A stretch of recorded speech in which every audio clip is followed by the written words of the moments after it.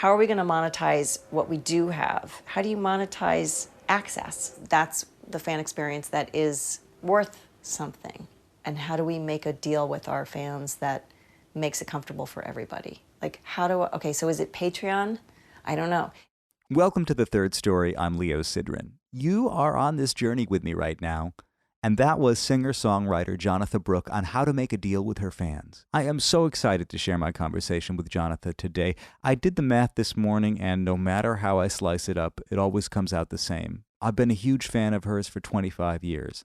And if my 15-year-old self could hear this interview, he would not know what to do with himself. But before we get to that, folks, you might already know where this is going. I want to make a deal with you today. Last week, I posted my 80th episode. That's 80 labors of love. That's more than 80 interviews. That's 80 times I invited you to come along with me on this adventure, sometimes into familiar territory and sometimes into the unknown. And as much as this has been an exercise in personal discovery for me, it's also something that I know we are doing together, you and me. It's clear that we're in it for the right reasons because until this moment, right now, neither one of us has ever asked the other for anything. You've never asked me to commit to a regular weekly schedule, to know who my future guests will be or where it'll take me, or to participate in that process. And I've never asked you to put any real skin in the game, to get involved more deeply, to spread the word, or to lay out anything other than your well-earned time. But today I want to propose something to you. What if we took this to the next level? What if we make a new deal? Jonatha raised the question, and I want to see if we can help answer it. What about Patreon? I first heard about Patreon when I interviewed Jacob Collier back in December of 2014, back before he made his Grammy-winning album, before he redefined the conversation about negative harmony that got all the jazz musos all riled up online, before Quincy Jones was his manager, Snarky Puppy his advocate, back when he was just a guy making videos in his mom's house outside of London. Jacob told me that there was a new way to work directly with fans, Patreon. He said people from all over the world were paying him a nominal fee to support his creations, and I thought, that's cute, asking your fans to support you. But my subsequent conversations about the music business with the likes of Benji Rogers, who started Pledge Music, Ari Herstand, who literally wrote the book on independent music today, and with artists like Becca Stevens, Morgan James, and even today's guest, Jonatha Brooke, have led me to reconsider my thinking. Starting today, you can go to patreon.com/thirdstorypodcast to get involved. There's a link in the show notes and also on the main Third Story website, third-story.com. There are various levels of engagement starting at $2 a month, 50 cents an episode. For a little more, you can start to get bonus content. I've already started to make some in anticipation of this, and there are levels beyond that you can check out. Maybe you've been a patron to someone already. Maybe this is the first time for you. If so, we'll learn together because it's my first time too. Okay, now for today's main event. Each of us has our own personal recipe for what we love. Certainly with music, it's true. Some of it is just personal taste. Some is disposition. Some is exposure. I think a lot of it has to do with experience, and specifically what we're listening to at that moment in our lives when we are first exercising free will, choosing who we are, becoming who we want to be. Generally, I guess high school. And I guess I should consider myself lucky that in high school I couldn't really choose one kind of music to love. But in my recipe, not even hidden, not like one of those extra spices that nobody can really identify like celeriac or cumin, is Jonatha Brooke. I remember the first time I heard the album The Angel in the House by her band The Story. I was 15 years old, on vacation with my parents, visiting Tommy and Jill LaPuma in Connecticut. Tommy was a great producer and record man. If you listen to this podcast regularly, you already know how I felt about him. And he played us this new record he was going to put out on Elektra. From the first bar of the first song, So Much Mine, I wasn't just interested. I was physically paralyzed by it. Maybe some music touches different receptors in our brains. Maybe it helps fuse neurons, open pathways, connect dots. I don't know. I guess I'll have to look into that. But whatever it was mine immediately and fully. The sound of Jonatha's voice, intertwined with the other singer, Jennifer Kimball, like vines coming together in unison, then separating in strange intervals, sometimes obviously beautiful and other times slightly uncomfortable.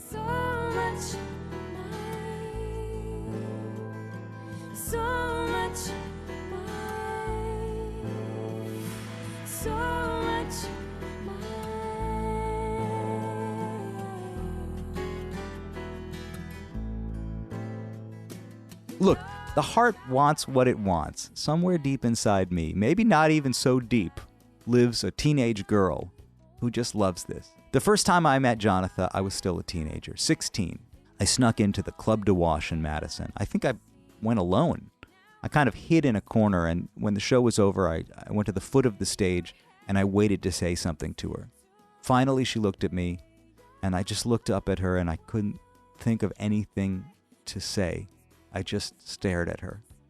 I bought everything she put out. I read every interview. I absorbed it all. It is so much mine. I wanted to know her so badly, it hurt. But, of course, time heals all wounds. Even that one. We've met now many times over the years. And as life takes the wheel, you look up and realize that we're all basically adults here. And even though I have a teenage girl living inside my chest, I am, at least by some accounts, now a grown-ass man. That is not to say that I didn't have a quiet moment of reckoning as I pulled up to Jonatha's house in Minneapolis last month to talk to her. She and her husband and manager recently relocated from New York to Minneapolis, on a beautiful block on a house on a hill near one of Minneapolis's famous lakes, and also directly in the flight path of landing airplanes, which you will hear from time to time. We sat in her mostly unpacked music room and talked. We started by talking a bit about moving to Minneapolis, and quickly shifted to the subject of Christian Science, the faith that she was raised in, and that she wrote about extensively in her off-Broadway musical, My Mother Has Four Noses, which dealt with her experience looking after her mom in the final days of dementia. Here it is, my conversation with Jonatha Brooke. It's like moving to Scandinavia. Basically. Right? I mean, there's that level of... It's kind of a socialist town. Yeah. Except, well, healthcare is still wicked expensive. Yeah, and I'm paying for myself. You know, when I was growing up, my parents were self-employed, and nobody ever had insurance of any real value. And I never understood why people would make choices in their life like, oh, I want to get a job because I need the security of health insurance. I mean, that was just never a factor in my life. Right. And only when I have had to pay for it myself and I have a child, and you just realize that it's a huge issue. Unless you're a Christian Scientist, which is how I grew up. So it didn't really matter because we weren't going to go to the doctor anyway. We just prayed. So, I mean, we saved a ton of money. In the short term. In the short term. And then there's the, the scarring psychologically. And do you think that is there any evidence that there's damage done by people, Christian Scientists, who don't go to the doctor? Absolutely. You could die. And it happens pretty regularly. You survive, but there are health issues down the road from not treating something correctly in your youth, for instance. I survived, so no one in my immediate family, well, my parents died. I mean, everybody... My dad died unnecessarily, basically. Did he? Yeah, so there's that. I think medical treatment would absolutely have fixed whatever was going on with him. He was only 67. So... yeah, it's a very radical choice that people make. And a lot of Christian Scientists will, given an emergency situation, they will go to the ER. They will take their kid to a doctor, if it's really scary. And how do they square that with the faith? Great question. My mother again and again would go right back to the faith, pick up where she left off. In the meantime, you're a little bit ostracized because you're not supposed to make that compromise. You're not supposed to go the medical route. So the practitioners who pray for you, you phone them and they pray for you, they will cut you off the second that you take a pill or see a doctor because they can't be working in tandem with medicine. But you can call them again once you're off the sauce. It's just cuckoo pants. I mean, part of the reason I feel comfortable asking you about this is because you work this out publicly. Yeah. Hearing you talk about it, it gives me a sense of the conflict or the challenge of rejecting so much of it and also staying so close to your mother. Like you accepted her fully, completely, and shared your journey with her until the end. And at the same time, you had to let go of so much of what she believed in. Yeah, and she did, in these alternate moments of like, save me. Yes. She would come to me and say, save me, I can't do this anymore. And then we'd patch her back up again, and then she'd go back to the church. And, you love her, and it's faith, and you just wouldn't understand. I mean, that's what a lot of people with faith will tell you. If you question strange decisions, they will say, well, you just wouldn't understand. And so you can't argue with that. The interesting thing about Mom was she had Alzheimer's. So I was with her the last 2 years of her life, basically on the front lines. I was her main caregiver. The strangest, kind of most awful, but inspiring and weird thing about watching her transition from normal mom to demented mom was seeing her lose that grip of faith, was seeing it fail her on pretty much every level daily. And it fell away and provided no solace, no comfort, none of the things that had sustained her entire life, that she relied on and praised and spoke to. Nothing in the Bible comforted her. You could read her the 23rd Psalm and she would just say, oh, I don't want to hear that. Now, where's that L.L. Bean catalog? And she'd want to look at the sizes and the colors in the L.L. Bean catalog instead. And that was more comforting to her. The smell of this cocoa butter lotion that we used on her hands and her knees and her legs, that was hugely comforting to her. Singing How Much Is That Doggy in the Window was a great joyful moment every day. And then the Christian Science actually just kind of disappeared from her radar. On the one hand, it was shocking and terrible because we couldn't turn to it to comfort her. On the other hand, as the skeptical daughter who, really turned kind of intensely against that religion, for me it was some sort of vindication in a way. Not in an evil, like I have to get back at you way, but in like, see? You took some time off from your career to look after her, but it ultimately reoriented your career, or you were able to absorb that part of your life into to writing, into work, and also into theater. When did you start thinking about that? When did you think, boy, I think this might be material, this might be what I do next? It happened slowly. First of all, it was survival. So I knew, wow, okay, I guess I'm not going to be making another record and going on the road for a while. I just better start writing things down.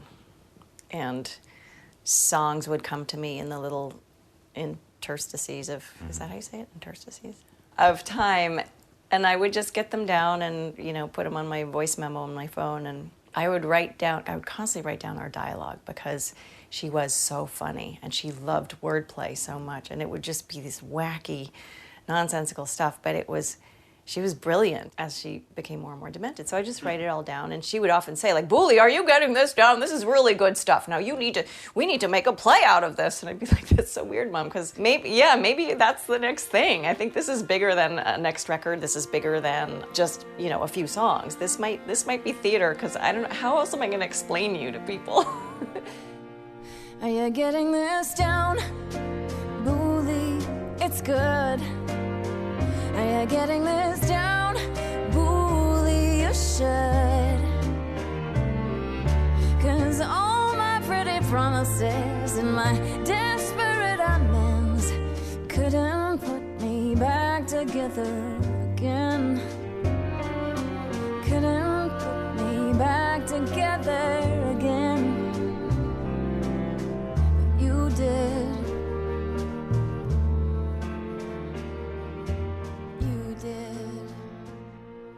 So that started the juices flowing. And then it was this artistic director of City Theater in Pittsburgh, Tracy Brigden, who we'd been back and forth, every few months we would talk to each other about, like, we should work together on something. And she would always insist, you need to be in theater. Like, you're a storyteller. You need to write stories and figure out a new way to tell them. And I would love to support you in that. And so as I started writing these things, and I had this blog on my website where I was writing. It was very cathartic for me to write about Mom and what was going on. And I started sharing these stories with Tracy, and she said, okay, I think this is your next thing, and I want you to just write it. Don't think, just write shit down and just send me stuff. And so I started, and I would call her and I'd be like, you won't believe what happened today. Like, the noses and the thing and the oh my god and the poop and the and she'd be like, oh my god, write it down. I think you really, this is going to be something. Yeah. It was a very loose conversation, and then I guess it was the October before Mom died. Mom died in January, October was when hospice came in. So you kind of know you're in the home stretch, as devastating as it is. You're kind of home stretch. And Tracy said to me, like, well, what would you think about me putting you in this new play festival next June? So June of 2012, it's June 1st, and I'm just going to put you in, and we'll see what happens. But whatever, it's, it's loose, and I think you got it. It's in process, and I'll help you cull whatever you're working on. So I had this deadline, and that's always good for me, as you know. Any creative, a deadline really helps, or else you spiral into this dark black hole of never finishing anything. Just one more. Just wait, let me just do some more laundry, which is my go-to. Anyway, so Mom died January 31st, and I kind of burrowed in, and I got to work, because I had February, March, April, May. I had 4 months to come up with something. Had you been writing? Were there songs before that? Nothing cohesive, nothing ordered, no idea of how it would all fit together. I had stories that were very specific to our time together. But there was so much of our life that also needed to be part of the through line to explain, like, how did she end up with 4 prosthetic noses? This is a little weird. Like, what is Christian Science? So I just started writing, and I think it wasn't until April that I started sending Tracy stories.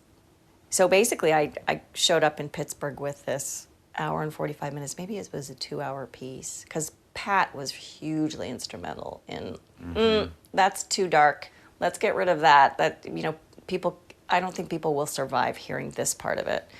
That's funny. Let's keep that. That's too much. Well, it's intensely personal, and you talk about how you were sharing the anecdotes on your website. And as I walked into your house today, I commented that I've been following the evolution of your home remodeling, because you're sharing that now with your network. I don't know, is it a dumb idea? No, well, I don't think it is. But it occurs to me that your kind of arc starts out in the traditional protection like that artists used to have. You could hide behind the veil of a record label. And, how about that? And you end up now at this stage in your career where a big part of what you offer people is access to your life and to your process and to what you're going through. When you think about what it used to be, what we expected as fans from our artists and what artists were expected to deliver, you really just had to deliver the music. And now you're sharing something much deeper. I mean, I don't know if you've been conscious of that as it's happening. Yeah, it's actually very scary, and you're making decisions each step of, like, is this too much? Yeah. And what am I giving up? And who are these people that I'm sharing this with? And will I regret, having said so much? But in a way, even in my record-making part of my career, which preceded these new records, I would always realize after the record was out how much I'd said, that I'd probably said too much. And that's just my nature. I just tend to be pretty candid and pretty truthful about what's going on. And this was the biggest, scariest sharing. I mean, the journals were poignant, and people really appreciated it, because everyone's going to go through this. Everyone will be a caregiver or will suffer at some point or be caregiven. So it felt like a way of sharing something that might help people. The play itself and bringing it to off-Broadway was the most terrifying thing I've ever done. It went against every impulse over the years where I didn't talk about the religion. I didn't talk about my mother's 4 noses. She had 4 fake noses because she had skin cancer that went unchecked for 20 years. That's the sort of Cliff Note version. So I had never spoken about that publicly, in my entire career. I'd never written about it. That was sort of kind of off limits. Don't know what to do with that. I'm going to have to address it someday, because it's a huge part of me, and my life with my mother and rescuing her again and again has been a huge part of my story. So then it became this urgent story that I had to tell it, or I think it would have exploded. Yeah. But it was terrifying. And I thought, what if the church comes after me? Will my brothers ever speak to me again? What would my father think? He's probably rolling over in his grave or wherever he is, because we never, you don't talk about death in Christian Science. It was terrifying, and I'm still scared about it. There's still, if you grow up in that intense of an indoctrination, there's always a piece of you that will defend it. Right. As much as it's not you anymore, and I will run to the doctor if something is wrong. I've had more medical experiences since I discovered Advil when I was 30 than most people who grow up in medicine. So you discovered Advil when you were 30. I was 30. So what does that mean? That means I suffered a lot until I was 30. So in that whole process of your 20s, I wasn't a practicing Christian Scientist. I think because I was a dancer, I was a hardcore dancer from the time I was 6. I was just thoroughly aware of being a human being in a body that had pain and suffered. So on the one hand, I was a really good kid, and I went to church, and I read the books, and I didn't know anything else. So I was a little bit afraid of medicine. On the other hand, here I was like going to ballet class every day. I had shin splints. I had, broken toenails. I had like a torn hip ligament. I wrecked my hamstrings a bunch of times. So like I had all this very specific stuff going on that my friends around me who were dancers were like, oh, that's what that is, and that's what that is. And then I would have to go home and be like, pretend that everything was fine and, not complain too much about my torn hamstring or my broken toenails. So you would go home and you'd have to kind of keep quiet about it. I'd go home and I would keep quiet. And even like as an adult, I got chicken pox when I was 27, 28. And did nothing. I went home. I stayed at my mom's house for a week. See, what it's kind of hard for me to... That's cuckoo pants. Well, you had already made, at that point, you had made the first story record at that point then. We were about to make Grace and Gravity. What's interesting to me about that is that your artistic voice, your songwriter voice, was emerging. Right. So what were you doing in your 20s? You were dancing? I was dancing with 3 different modern companies in Boston. And then Jennifer Kimball and I, Jennifer was my singing partner in the story, we were performing in clubs around Boston and New England on the weekends. You were doing both at the same time? We were doing both. It was a cleaning lady, I was a nanny. Jennifer and I were singing on the weekends. I was dancing in these 3 companies and like just piecing it together with, cash under the table from these gigs. What did you want? That's a good question. I wanted to be able to do everything. Yeah. Because I was at core, I'm trained as a dancer. That's what I'm actually technically best at. And that's the irony of it. I guess I wanted a record deal too. I wanted to keep dancing because that was kind of cool and fun, and it was my identity, my physical identity. And then I wanted a record deal because everyone wants a record deal. And my husband, Alain Mallet, my first husband, kept saying, I think you really have something. I think, there's something special about the way you write. Yeah. There's something special about these songs. We need to get a record deal. So he was a huge partner in my musical development, education, finding Ben Whitman to help create those great arrangements of the first couple records. And that became sort of the other avenue. Like, let's get a record deal and let's see where this goes. Did that change the way you approached writing with a goal towards getting a record deal? Were you writing into anything in particular? No. No. I had these weird, crazy ideas, and it was like choreographing voices. It was really like, oh my God, I could have 20 different background parts. They can all be wicked dissonant. There could be minor seconds everywhere because that's what I live for. So where did that come from? I have no idea. I just always, and Jennifer too, this is something that brought us together as buddies, was we would be like driving around college in Amherst, Mass, and a song would come on the radio, and we would both add a minor second to the chorus chord at a certain point, and we'd be like, "What? You do this too? That's crazy!" But it was just this passion for dissonance and finding the weird note that would then rub and then resolve, or not resolve. But we just loved holding those parts against each other.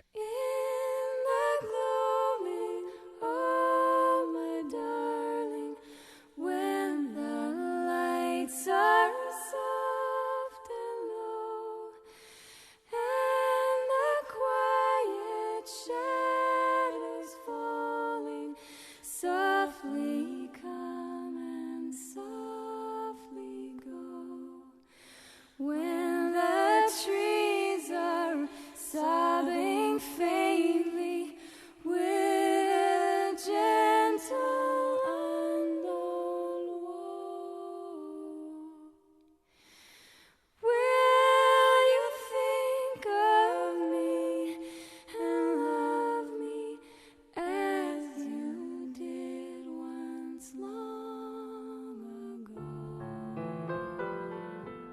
You know, it's funny, I was on your website yesterday looking at, and you do this sweet thing where you give people a little clue if they want to play your songs into what your guitar tunings are. Oh yeah, good luck. It's like an amazing gift every now and then when on every record there's one normal tuning.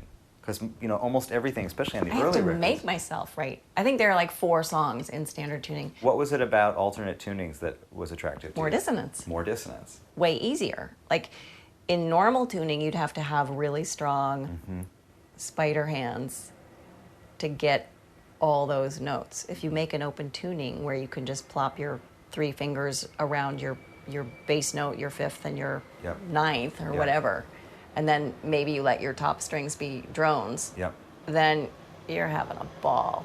Or you do some weird interior thing where, you know, just moving one finger gets you to major, minor, but also has a dissonance just built into the tuning. It seems to me that writing in alternate tunings, obviously at a certain point you become more familiar with them, but it's also, there's more search involved, like you're kind of discovering. There's more discovery in terms of what the sounds are going to be.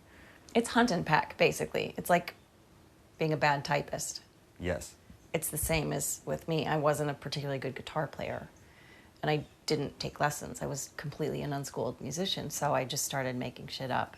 And literally, it's kind of like trial and error for me. It's nothing more fancy than that. Are you following something that you're hearing in your head, or are you responding to something that you create, that you hear coming out of the guitar? As far as like finding a tuning, or just finding that'll come out of my head. Like, oh, what if it was like do do do do do do? But then finding the whatever you call your finger formations, that's completely random, and it's kind of searching until there's just something interesting. Like until there's a really great chord or pattern that happens because of how the strings land. And that then tells my brain, oh, okay, now it needs to go here. And often it's just following a bass line that my head is hearing. And the bass line will say, oh, well, what if this, what if I went to the minor third above that, but I kept this other weird thing that's already there above it. So it's kind of trial and error for me. And then melody emerges. Sometimes, yeah, melody is a product of that. Then other times, melody is the precursor. I'll walk around. Motion does beget melody and rhythm for me, so that's always a go-to if I'm stuck. And I'll get melodic things all the time, and then I'll have to come back here and then find the chords that go with it. Do you sing them into your phone? I sing them into my phone a lot, yeah. Or a lyrical thing, voice memo, or I have this great app called Spire. What is that? It's like multi-tracking on your phone. Oh, cool. It's wicked. I need that. It's so great. We've met over the years on occasion, and every time I ask you about your work, you seem very self-critical about your work. Like, over the years I've heard you say, I can't write anything. I remember one time I ran into you. I suck. Everything I write I hate, and yet it keeps coming, And so it seems to me that part of your process is that kind of getting past I suck. Yeah. Every time you'd think it would. Yeah. You'd think it would get easier. I think it gets harder. Why? I don't know. Maybe there are just that many less amazing things to say, that many less chords that you haven't explored, and you have such tendencies to go to your go-to rhythm, your go-to chord progression, and you just really have to kick your own ass, and that's harder and harder. It's hard every time. I'm struggling with it now. I'm really stuck on a bunch of stuff, and it's so maudlin and boring, but I struggle with it every time. And then something breaks the logjam, and there's a tiny glimmer of an idea, and then it resurrects this sort of energy of, oh my God, I can do it. Because it just doesn't get easier. And there's a reason to do it. Yeah. It's a mystery to me. Songwriting is still a mystery. I can't figure it out. And then I'm just so grateful that whenever it happens again, I'm just so grateful that there's still this magical thing that appeared on the page. Because the best ones, you just get out of the way. After My Mother Has Four Noses happened, theater people seem to sort of come out of the woodwork and say, well, where have you been? We've been waiting for you. We always thought you should write for theater. So now I have found myself writing in these very different modes. And it's very hard for me because as a writer, I prefer ellipsis and mystery and... Well, exactly. And it really landed in your lap with My Mother Has Four Noses. Yeah. It could not have been more immediate. Yeah. But now, as a theater writer, I imagine it's rules. another thing. There are rules, right. There are rules. There are definitely rules, and they exist for really great reasons. There is a way to structure a musical that is tried and true. And even, Lin-Manuel Miranda will tell you, you have to have this song at the thing, and then you got to have the meet cute and the I want and the 11 o'clock and the, blah, blah, blah. And you're like, oh, Jesus. But do you think on a smaller scale there are rules of songwriting, or not to the same extent? not to the same extent. I don't think so. And the weird part, because I knew nothing about the rules going into writing Four Noses. I didn't read a book. I didn't read the Sondheim book about But you finishing got the them hat. right. Somehow I got them right instinctively. Yes. Which is so weird. Well, the story may have unfolded according to the rules. I guess it did. I mean, there's the 11 o'clock number with the kalimba and the thing. There's the song that ends Act 1 is this sort of like there's a cliff, and you don't know what's going to happen after that, and that's the reason you end Act 1 on that thing, because people want to come back and see what happens. And so it was kind of interesting that it happened to work out for me. And now I'm struggling with these other two things I'm working on of like, oh, wow, shit, I gotta pay attention to this. Like this is the slot for this particular song. Have you ever had to write songs according to specific needs like that before? A little. I've written for Disney a few times, and those were very specific needs, and I love that. In general, it's an easy write. Like the Peter Pan song I wrote called "I'll Try." 20 minutes, done. That was like, got it, no problem. 12-year-old girl going through a crisis, that's my specialty. It's still me. It's still me. Yeah. I am not a child now. I can take care of myself. I mustn't let them down now. Mustn't let them see me cry. I'm fine. I'm fine.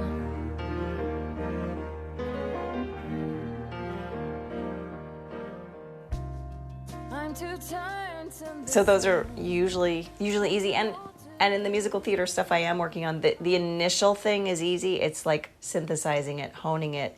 When it gets thrown out, going back, it's the rewriting that is like brutal. Yes. Like with your own little record, you can do it your way, and it can be done when it's done, and like it's done for you. But with musical theater, you're a team. There's the book writer, there's the director, there's the a musical director who are like, needs to be shorter. You didn't say enough here. Like, this isn't a perfect rhyme. You didn't hit the mark on the chorus. Like, you're like, oh, but I really like it. It's a really good song. That's always the hardest thing for me to understand. You can't do good work if you don't believe in it. Yeah. But you can't survive in that universe if you're overly attached to anything. You can't be petty about anything. So it's a brutal, great leveler.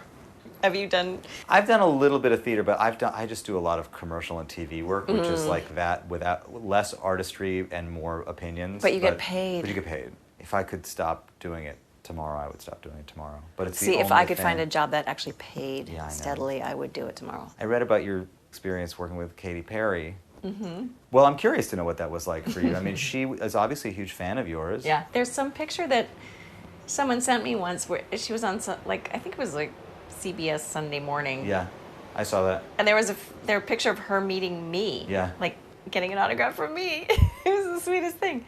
It was actually a great experience. Yeah. She's super talented. She knows exactly what she wants, and she knows what is commercial. Yes. Like she doesn't give a shit about a perfect rhyme. So right. Me, like having just gotten a little bit into musical theater, I was, I kept saying, well, that's not going to cut it. She's like, don't worry about it, honey. This is going to be fine. And her instincts were just dead on in terms of like, nope, now we need to go to the B. Nope, now we need to do this. Yeah. This is fine. Let's pump this up. And then Greg Wells, who was there too. So it was the perfect triangle of yummy, great talent. It was just super fun. And the one thing that I brought to the thing was my kalimba. I had this pivotal song written on the kalimba that was for the mom show, and then I thought, well, okay, what might Katy Perry never have seen before? Oh, maybe my kalimba. So that became the bed of the track that actually made it to her record, which is crazy unbelievable. Yes, that's wonderful. Because, you always hope, but there's 500 other people trying to get their track on Katy Perry's record, and she's a co-writer on all of those 500 songs. Jonatha Brooke on working with Katy Perry. As I've made very clear, I was a huge fan of Jonatha's band called The Story. Eventually, she became a solo recording artist. It was kind of a gentle transition. First, she was Jonatha Brooke and the Story, and eventually Jonatha Brooke, all while signed to major labels and married to her first husband and first producer, Alain Mellet. But when she was dropped from her label and her first marriage ended, she pivoted towards an independent approach to her career and an edgier sound. Here we talk about that evolution and her longtime association with engineer and producer Bob Clearmountain. You know, I'm so obsessive about this, the first part of your career, because that's when I first heard it. But I feel like I have grown up with you. Oh, you know? wow. And So you mean the Story and the Angel in the House then? yeah, and then that transition away from that, you know, like the Angel in the House, which was this incredible collection of elements, right? You and Jennifer with all that dissonance and your writing, And then Alain and Alain's- Ben Whitman. Like, it was just, what is this? Who are these people? It really affected me deeply. The still point, the still point, the still point of desire. The still point, the still point, the still point of desire. The still point, the still point, the still point of desire.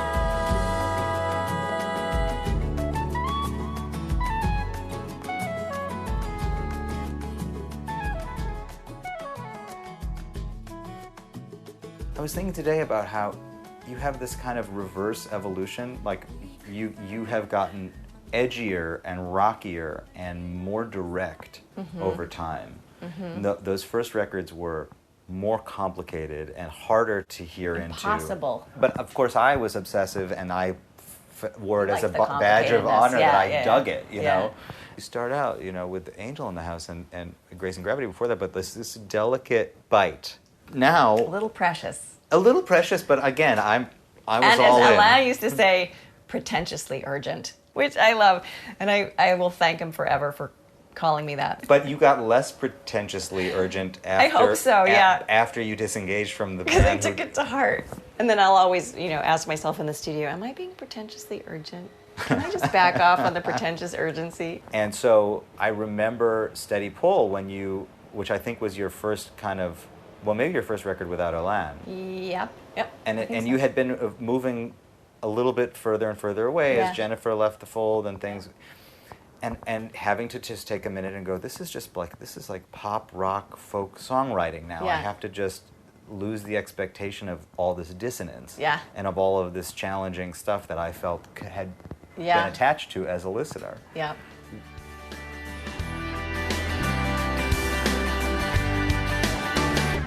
I am walking past the sprinklers and the newly painted porches and the lemon nightstand girls on a suburban afternoon. I am leaving cause I love you. I am leaving cause I don't. And I'm hoping you will follow. And I'm praying that you won't let me go.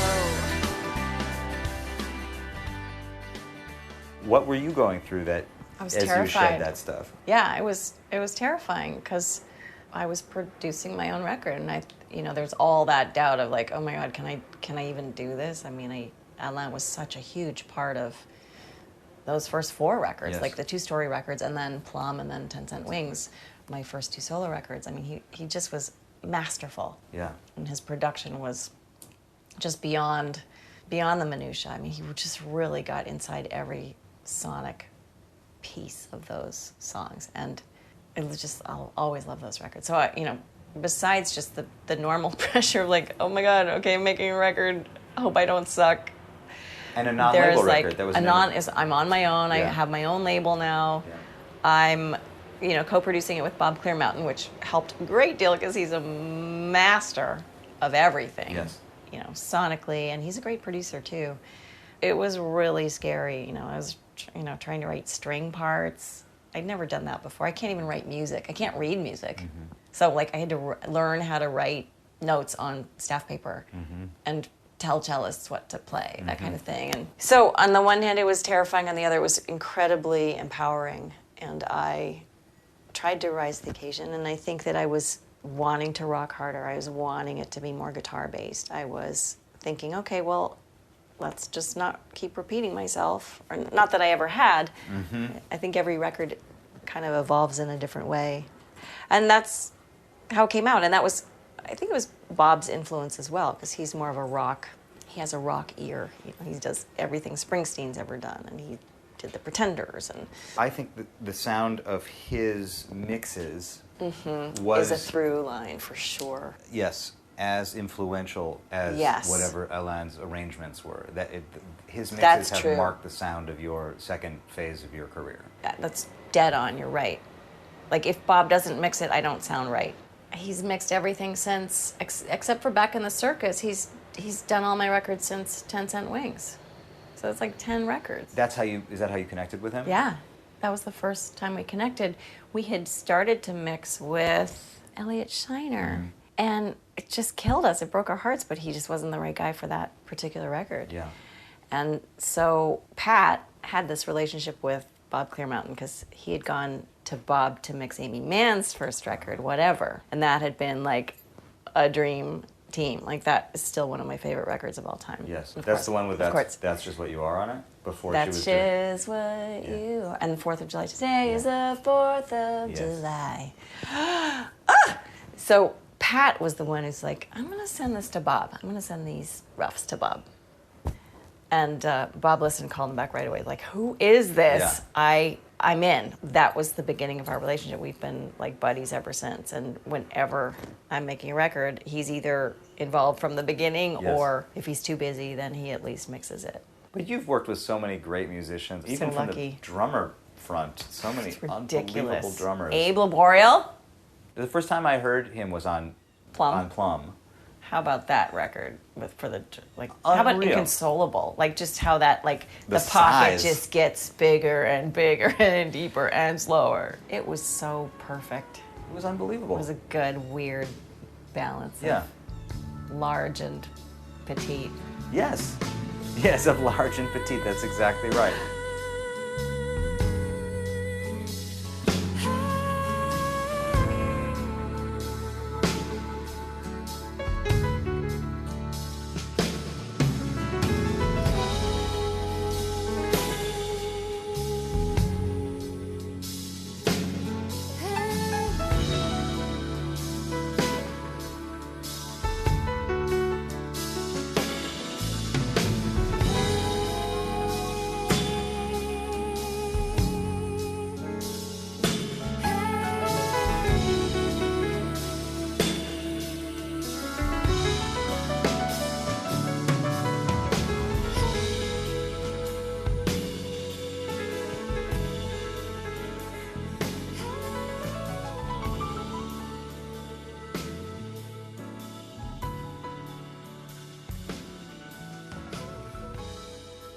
That's funny. So you've worked with Bob Clearmountain, including on this new record, but this new one raises a lot of questions for me. I mean, not about you, but just about what the future is for all of us. Yeah, what is the future? That you made a record at Sweetwater, which is essentially, I mean, I know it as a place You get your gear. you buy gear from. Yeah. You have your guy, you call your guy. My Yes. guy's Dave Hess. I love Yes. him so much. Hey, Dave, what kind of deal can you make me on those Sony headphones? Like, hey, Dave, you heard of this new loop pedal? Yeah. Like, what do you think? So it makes sense that they have great gear and access to great rooms, and I see their tutorials online, and I Yeah. sort of see what they've been putting together. And I've actually subsequently heard about other people that are going down there to do projects. Yeah. But yours was the first that I had heard about, where you went to Sweetwater Yeah. in Fort Wayne, Indiana, and work with their guys. I did. Is that part of the idea? Is that you? That was part of the idea.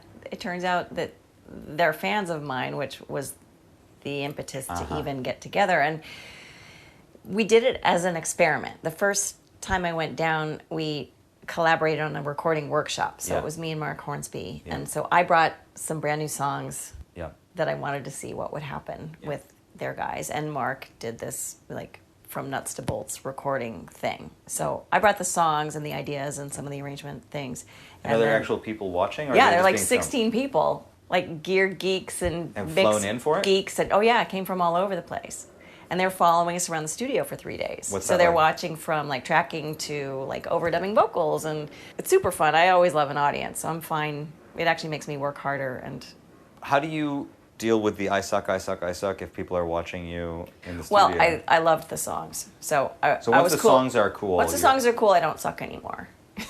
so trying Then I'm background wicked vocal bossy. ideas or whatever, then you get bossy. Then I get really bossy. You know, we got our sort of game plan down, and we ended up tracking like 5 songs in 3 days. So they're kind of trying, like it's a Muscle Shoals Yeah. concept. That's what Yeah. they're. So it came out great. It sounds like a record of yours. It doesn't sound in any way like a compromise. Yes. But what I think is just interesting is the place where education and creation and the marketplace are coming together again and again. Like the jazz musicians I know, the only way for them to make any money is teaching. Teaching. I see on your website that a big part of your itinerary for the next 6 months is doing songwriting workshops, which makes Yep. perfect sense. I mean, that sounds incredible to me. Same thing with mixing workshops. I want to go to all these workshops. Yeah. I want to learn from everybody. Who Yeah. doesn't? And I really see my own personal journey as a kind of continuing education. I see these conversations as continuing education. Yeah. On the other hand, it raises this question for the future for me about how we continue if it has to happen in under the umbrella of education. And who's educating us? And who's Like, how are educating we us? able to be out there in those ways that inform us to do our next work? Mm-hmm. We can't live in bubbles. I need to be getting my ass kicked Right. in order to keep creating. I need to be scared. Well, so it And sounds if I'm like not scared, theater's a then good fit theater's for you right now. really great, scary place for me Yeah. right now. But yeah, you're right. And I think what you're also saying is like, how are we going to make a living? Yes. How are we going to monetize these very exciting new ways of reaching people? I mean, no complaints about that. The access, and as fraught as it is, as we started the conversation, having that much access, Yes. people knowing your every move, knowing about my kitchen, knowing about my mother's noses. Okay, this is crazy new territory, and it's lovely at times, and then it's terrifying at times because the privacy is part of what you cherished that led you to the next thing. So, Yes. have we lost something in that? How are we going to monetize what we do have? How do you monetize access? How do I you think monetize access? that's the new thing, because no one's buying music. That's done. Music is going to be a streaming thing, and it's awesome because you have access to it from anywhere, anytime, any gadget. Great, awesome.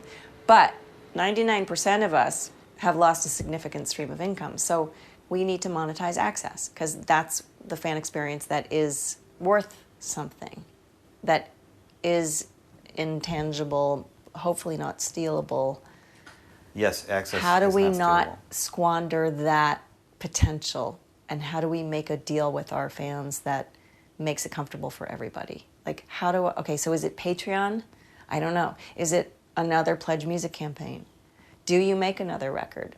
Maybe Do you not. make singles? Do you make singles? Does each song have its own little world that you then somehow monetize so that it's not just the song they're getting? They're getting the video behind it, or access to I don't even know. Like, what will people pay for? And how do you make that a comfortable evolution? I know you've offered things like private concerts and cooking meals and doing, really personal things. Oh my God, the risotto dinners. But that's not process. You're still not selling process. Right. Like, I think when people say fans want to be let in on the process, but then product is altered as a result of it. Yeah. If you have to go deep inside yourself and suffer and bang around. Yeah. Do I really want people to see? Right. It's horrible. And will you come out the other? I mean, maybe something great will happen, but I think that becomes part of the deal, that either that or it's like, am I fully for sale? Is my whole life for sale in order to be able to write songs? Which is kind of what I hear you saying, and you found a little compromise here with the house. I've been racking my brain lately about okay, what do I have here that I can sell? Like what would a fan want to buy? Like Yeah. the necklace I got married in. Like can I sell the necklace I got married in? Because I need money. So okay, the teddy bear I got when I was 6. Is that what it is? It like the Jonatha Brooke yard sale? Yeah. Because how do I keep making music with a drastically lesser stream of So income? you felt it when streaming came in. You felt Absolutely. The most drastic stretch has been the last 12, 15 years. It's been 15 years of oh my God, it's over. And you could see it record to record. The most heartbreaking thing and I don't think I publicized this, but we had this storage unit up in Harlem. And before we moved, we had to figure out, like, okay, we had like 20,000 CDs in this storage unit. My catalog, Joe Sample catalog, Randy Crawford catalog. You know, those are the other artists that Pat manages, my husband. We had to destroy it. We had to actually stick it in a trash truck and destroy it because we're never going to sell those records, you know. So we basically destroyed 15,000 CDs. Do you sell them on gigs still? I do. That's So- like the new record store. People buy them on the gig. People buy them on the gig. That's the only place you're going to buy a record. Yeah. Because they want the signature and they want the photograph and they want that Access access. and the experience. But they're not going to pay for it usually from your website or, you know, maybe I buy records on iTunes. Yeah. Because I want to pay. Have you seen, I hate to bring this up, are you aware of what's going on with 10 Cent Wings? No? It's not, Oh, it's not even up on I iTunes? couldn't buy it today. No shit! I will say, I thought to myself, thank God I kept my copy of the CD. Right? Because that's one of the few things at this moment right now today that I couldn't listen to if I didn't already possess it and own it, that I could find. Oh, you're right. What the hell?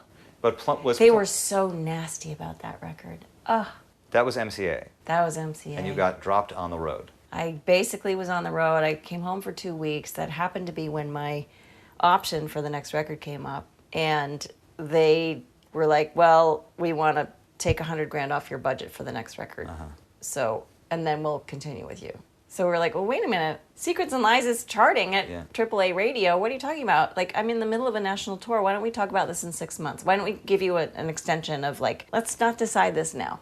And we never heard from them again. And so the option ran out.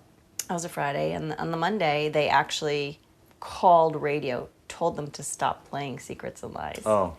And basically a notice was on every desk at MCA saying, Jonatha Brooke no longer exists here. Move on. How about that? But that, I mean, an experience like that will definitely encourage you to go indie. Start your own label. For sure. Wow, it's just not here. You're right. It's so depressing. I'm sorry. How does that even happen? I think that might be my favorite of all time record of mine. They're all so different. I loved that song. My last innocent year was the... You like that one? She'll never know what I know. You can dress her up, but she can't dance. She'll never take you down like I do. To the dark side of romance. Nothing really lost if nothing's told. 'Cause words just stutter out like crisp 20s you unfold. This is my last innocent year. This is my last innocent year. This is my last innocent year. I swear your name around my tongue like a dip. Such a sweet and bitter taste. I found my future. Now getting into my total obsessive thing, what does the image of the dress represent to you? I don't know. It's just a good metaphor. I love. I mean, it's an iconic kind of thing. The red dress. I mean, Roxanne put on the red dress. The guilty traitor dress. Putting on the new dress in new dress. I mean, that's just. I thought that was a really cool metaphor for a new relationship and, you know, tossing out the old shit that's not working anymore. Where'd you get that dress? Where'd you get that dress? Oh, and then the short tight dresses from So Much Mine. Yeah, I do love that metaphor. And the other thing I was thinking about is names. How sometimes the convention of choosing a name, Amelia, Annie, on the new record, it's another A name? Alice. Alice, A names. Mm-hmm. But is there something about... Annie, Amelia, Alice. Annie, I hope things line up for you, Amelia. 1957. Alice, you're out on a limb. Won't you come back in? This In can't wait. choosing a name to represent something bigger than the name, finding person to embody the idea. Annie just fit the syllable count, and I didn't want to use the real names of the people I combined to be that, who are in that song. I didn't want anyone to be offended or, because it was a composite of different people, including myself. I mean, I always implicate myself in songs. And give it another name. I'm such an asshole to myself. Yeah, and give myself another name. Amelia was my grandmother's name. So that was a very literal song for her. And she was the one she was an amazing piano player.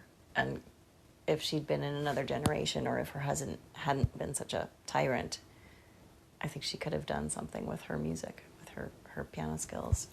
As it was, she entertained, old ladies at the nursing home, kind of thing. And then Alice is such a laden name because of Alice in Wonderland. Yes. And the pills and the crazy underground rabbit hole and stuff. So that was a conscious allusion to all of that baggage, but to also deal with addiction. And that grew out of a story that I heard about someone's daughter who was struggling with cutting and other sort of self-destructive behavior. She was kind of suicidal. I think she was anorexic as well. And so it was this combination of things of this, this 17-year-old girl that had the whole world just in front of her and was just so stuck in this awful... See, I think 17, we joked earlier that 12, I said, oh, you're still that 12-year-old 12 girl. is hard, but 17 I think is... 17, I feel the 17-year-old girl as this ever-present... Do you have a daughter or a son? I have a 6-year-old daughter. Oh, God. And I am a teenage girl. I drove around my freshman year in college listening to Jonatha Brooke. I'm a teenage girl. And I relate to her enormously. And I empathize with her, and I watch her, and it's like... Yeah. In girls, it's a different thing. She's so aware of all kinds of stuff about the world that I wasn't aware of at that age. Other girls and women and men, and the way she is with men and the way she is with girls, and it starts very early. Wicked early. Maybe earlier now than it did then, I don't know. Or I think so. I think as a girl, you just automatically have the double gaze. You are yourself looking out, but you are also the people looking at you, and you're ever aware of this double gaze. And I don't think that little boys have that same self-consciousness. And it sucks. Yes. It's just how we're built, and it's how we're trained, and it's how the society has grown up with us. We are objectified from the time we're born, and we are complicit in the objectification. yes.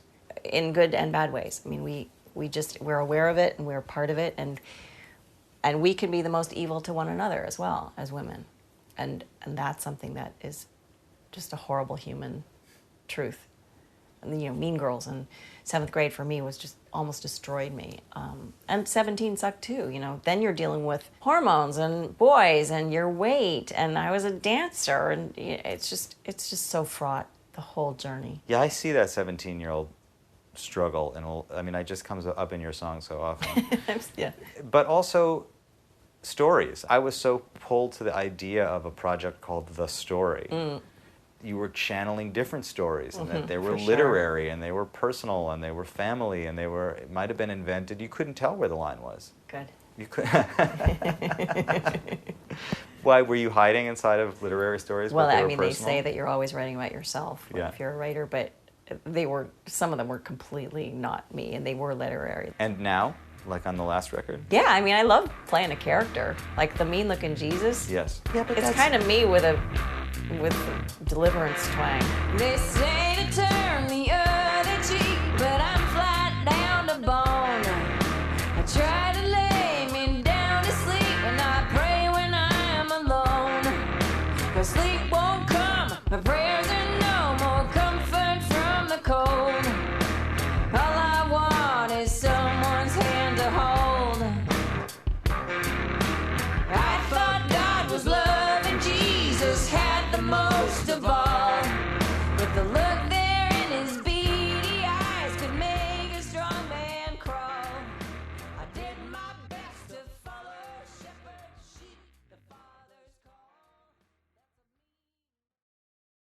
I asked you a question earlier, and you said it was a good question, so I'll ask it again. Okay. What do you want? Oh God, what do I want? I want money. That sounds terrible. I want to do I want to be paid for what I do because I love it so much. I love my job so much. As hard and fraught as it can be, I just love what I do. I love touring. It's so hard now. Traveling sucks so bad, and it's grueling, and there's not one romantic thing about it. But I love singing my songs in front of an audience, and I love finding whatever's new in them each night. Like the characters go different ways. The tempo, I can pull it, I can push it, I can like go somewhere else vocally. I love that immediacy and electricity of being in the moment. We haven't really talked about it, but we are having this conversation in Minneapolis, which is the sort of end of the journey so far. Yeah. That starts on the East Coast, leads you to California, back to New York, and you seem pretty public about the fact that you guys were kind of priced out of New York, Yeah. that it was just no longer tenable to be there. Yeah, it was ridiculous, and yeah, we could have stayed. We could have lived in a shitty one-bedroom apartment in the Bronx, maybe. Yeah. But just to be in New York City, I don't know. I'm there all the time anyway. Half the people I know don't know I left because I'm either usually traveling or I'm at home, in my pajamas writing. So Right. Well, but it's kind of could do that anywhere. I mean, there's a pang of like, okay, am I missing out? Am I missing out? It's that fear of missing out. And are you feeling that? Not really. I have to say, maybe I'm established enough in my own reckoning and in my own career that I'm not needing to be in the thick of things to prove myself anymore. Yes. And I have enough of a track record that I can be there whenever I need to be there. I also I'm hoping that's true. Well, I saw that there was a nice article in some local Minneapolis press about you moving here, and when you moved to New York, I don't think anybody wrote an article about it. But you become a member of a community when you move here, and it a little bit celebrated, and people are excited. It says something good about everybody here. I have that this you're window here. of being like the new girl in girl. town. Yeah, I have a window. I'm trying to take advantage of it. Well, Jonatha, thank you so much. After all these years We did of it. talking about it, we did it. We did it in Minneapolis The best on a place gorgeous August day. It's not even too hot yet. It's beautiful. How about that? The We whole got a thing has breeze. been beautiful. Likewise. Go Sox. You stayed true. I like that you stayed true. Jonatha Brooke, 25 years into a career, and she's still the new girl in town. And 25 years into being her fan, so am I. Don't forget, today's the big day, patreon.com/Third Story Podcast, or just third-story.com. Get involved, people. I'll leave you with one of my favorites from the currently unavailable anywhere album 10 Cent Wings. Here's Jonatha's Because I Told You So. I'll be back next week with some seriously exciting stuff. Until then, I'll talk to you soon. If I gave you the sky, and if I laid down my life, would you believe me then? And if I promised to change, and if I carried the blame, would you believe me then? Could you see it like me and believe what I see? Could you listen and remember that I love you only because I told you, because I told you so? If you told me you lied, but I stayed true and tried, would you believe me then? And if your beauty was gone, but my love lingered on, would you believe me then? Could you see it like me and believe what I Would you listen and remember that I love you? Only because I told you, because I told you so.